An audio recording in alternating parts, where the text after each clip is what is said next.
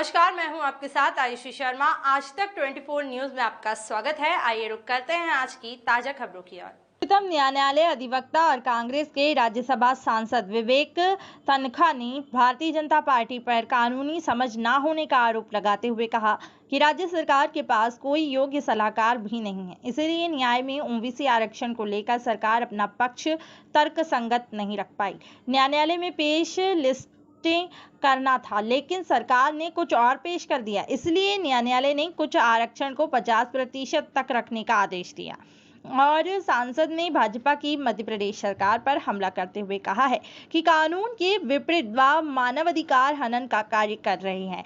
किसी भी व्यक्ति पर आरोप तय करना न्यायालय का कार्य है, ताकि जब सरकार स्वयं ही आरोपी सिद्ध कर मकान तोड़ने का कार्य कर रही है। उन्होंने आगामी भविष्य में होने वाले विधानसभा चुनाव के परिणाम कांग्रेस के पक्ष में ठोस रूप से आने का विश्वास जताया।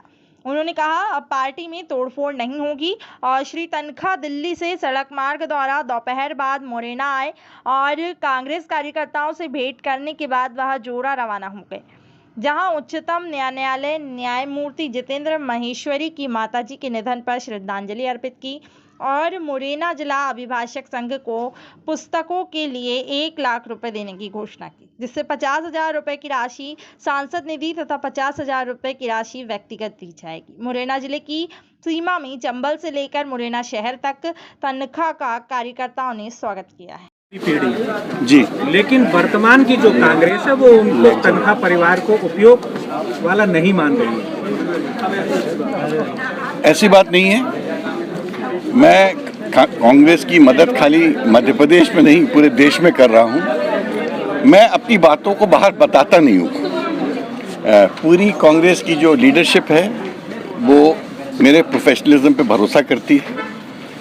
परसों भी दिग्विजय सिंह जी ने जो एमएलएस की मीटिंग थी उसमें बोला था कि हमको विवेक का उपयोग करना पड़ेगा, क्योंकि जिस प्रकार से पूरे मध्य प्रदेश में कांग्रेस लीडर्स को, कांग्रेसमैन को तंग किया जा रहा है, जिस प्रकार से उनके अगेंस्ट झूठे केसेस लगाए जा रहे हैं, उसको हम लोग को का कड़क विरोध हमको करना पड़ेगा।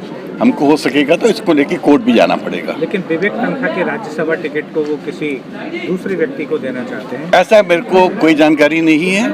और आज तक इसके बारे में जो भी फैसला करता है हाईकमांड करता है।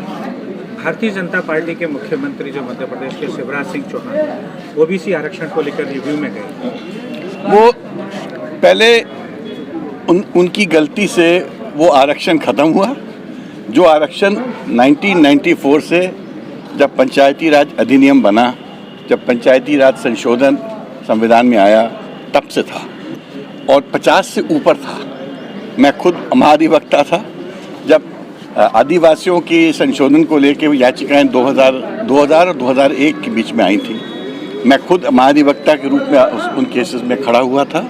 हम वो केसेस जीते भी थे, सुप्रीम कोर्ट तक भी गए थे। तो पूरा आरक्षण बिल्कुल सुरक्षित ढंग से चल रहा था। इस बीच में सुप्रीम कोर्ट के कुछ जजमेंट्स आए, आरक्षण को लेकर नहीं थे, लिस्ट को लेकर थे कि लिस्ट किस तरह से प्रिपेयर की जाती थी। उसमें ट्रिपल टेस्ट की बात की।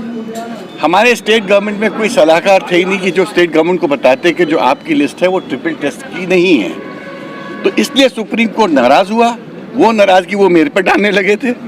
उसके बाद सुप्रीम कोर्ट ने उन पर रोक लगाई और फिर जब उन्होंने एक ट्रिपल टेस्ट की एक रिपोर्ट सुप्रीम कोर्ट के सामने पेश की, वो आधी अधूरी रिपोर्ट थी, जो कि सुप्रीम कोर्ट ने कहा है कोई चाहे तो वैधानिक रूप से चैलेंज कर सकता है। उस रिपोर्ट के बेसिस पे वो आरक्षण को फिर से परमिट किया गया। आप ये बताओ, पहले हम अपनी हरकतों से चीज़ों को खो दें, फिर वो वापस आ जाए तो क्या इसको जीत कहते हैं? इस पर कोई मिठाई खाता है? अरे इस पर तो अफसोस मनाना चाहिए कि हमने अपने कृत्यों से अपने लोगों को कितना दुख पहुंचाया।